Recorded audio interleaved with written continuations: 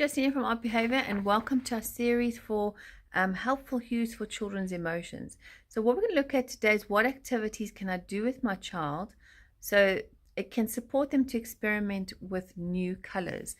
Now, what I generally say to parents is, I want you to think of it like this, that when you have a common cold, as an example, you go to the fridge and you gravitate towards orange juice. You drink the orange juice. That's all that your body is wanting. You put the orange juice back.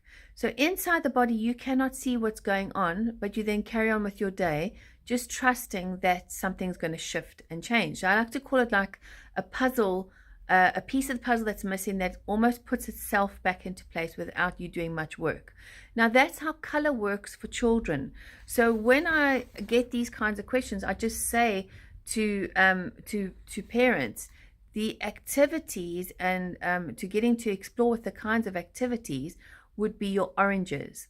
Now your oranges bring out the fun, bring out the playful side of things, but also remember, children are going to only gravitate to certain colors when they find a piece of the puzzle is missing. So just be mindful of that as well.